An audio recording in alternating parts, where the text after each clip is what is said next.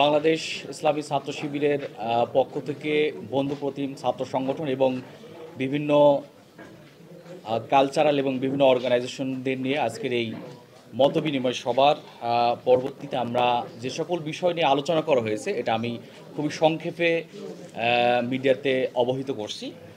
বর্তমান পরিস্থিতি নিয়ে সকল ছাত্র সংগঠনের মূলত মতবিনিময় ছিল যে দেশের বিরাজমান পরিস্থিতি অস্থিতিশীল এবং এই অস্থিতিশীল পরিবেশ সৃষ্টি করার জন্য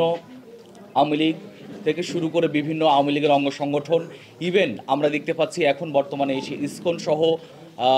উগ্র বিভিন্ন সংগঠন অস্থিতিশীল পরিবেশ সৃষ্টি করে যাচ্ছে। এই সকল ব্যাপারে ইসলামী ছাত্র শিবির এবং এখানে উপস্থিত প্রায় 34টি ছাত্র সংগঠন তারা একমত যে বাংলাদেশের যে কোনো প্রেক্ষাপটে যে কোনো পরিস্থিতিতে তারা এক হয়ে সেই সকল পরিস্থিতি ফেস করতে চায় এবং এর যৌক্তিক জবাব দিতে চাই, যেন যে গণ অভ্যুত্থান বা বিপ্লব যে ঘটেছে সেই বিপ্লবকে কেউ যদি প্রতিহত করতে চায় সেই বিপ্লব প্রতিহত করার ষড়যন্ত্রের বিরুদ্ধে ছাত্র জনতা যেভাবে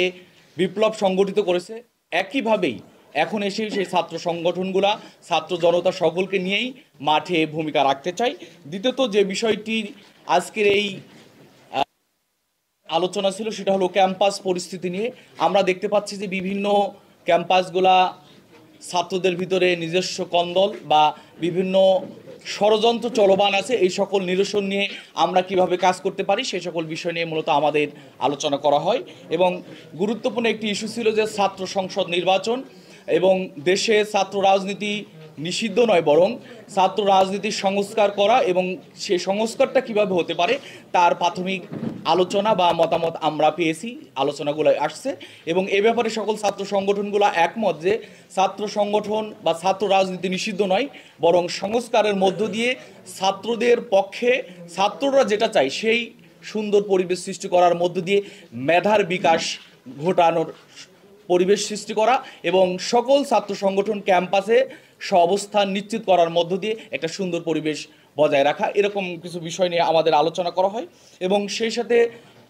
গুরুত্বপূর্ণ আরেকটি বিষয় নিয়ে আজকের এই মতবিনিময়ে আলোচনা করা হয় সেটা হলো যে শিক্ষা সংস্কার, শিক্ষা ব্যবস্থার যে ত্রুটিগুলো আছে আমাদের শিক্ষা ব্যবস্থা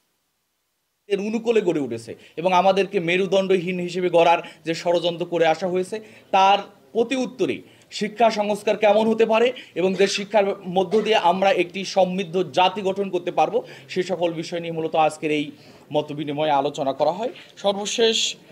বৃহত্তর যে কোনো ইস্যুতে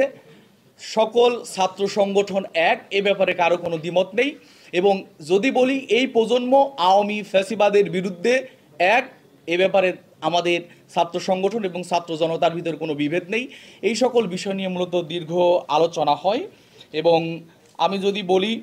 আমাদের বর্তমান যে অবস্থা যাচ্ছে 24-এর যে আন্দোলন, 24-এর সেই আন্দোলনের যারা আহত হয়েছেন শহীদ হয়েছেন তাদের যদি সেই স্বপ্ন বাস্তবায়ন দেখতে চাই তাহলে ঐক্যবদ্ধভাবেই মাঠে আন্দোলন করার মধ্য দিয়েই আমাদেরকে পথ চলতে হবে এবং 34টিরও বেশি ছাত্র সংগঠন আসছেন, তারা তাদের বিভিন্ন মতামত পেশ করেছেন যার মধ্য দিয়ে আমরা পরবর্তীতে